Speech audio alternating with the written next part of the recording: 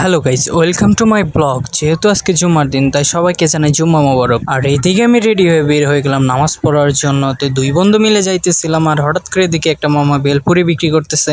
আর এইখান থেকে আমরা প্রায় সময় বেলপুরি খাই। বেলপুরি খাওয়া শেষ করে চলে গেলাম নামাজ পড়ার জন্য। আর আমার বন্ধু হঠাৎ করে বলতেছে নামাজ শেষে নাকি খিচুড়ি রান্না করবে। আর নামাজ শেষ করে বাসায় যাইতেছিলাম, আর যাওয়ার পথে একটা মজু কিনে নিলাম যে ঠান্ডা একটা কিছু খাওয়া যাক।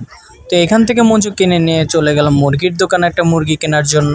মুরগি কেনার সাথে কিছু ডাল কিনে নিয়েছি, যেহেতু আমরা খিচুড়ি রান্না করব। আর এইদিকে বাসায় এসে মুরগিটাকে ভালোভাবে সাইজ করে কেটে নিতেছি। কাটা শেষ করে মুরগিটাকে ভালো করে ধুয়ে নিব।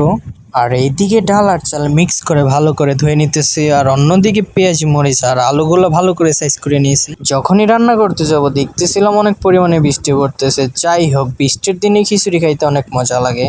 আর এখন হচ্ছে আমাদের রান্না করার পালা। আর এটার ভিতরে তেল পেঁয়াজগুলা দিয়ে ভালোভাবে নাড়তেছিলাম।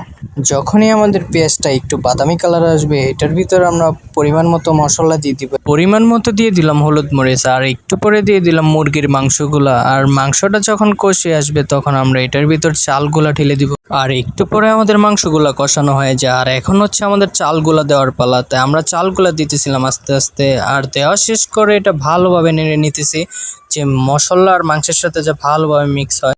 আর হালকা পরিমাণে এটার ভিতরে আমি পানি দিয়েছি, যে চালটা সিদ্ধ হয়ে যায়। আর একটু পরে দেখলাম আমার পানিটা শুকিয়ে গেছে, তাই আমি ভালো করে নাড়তেছিলাম যে নিচে না পুড়ে যায়।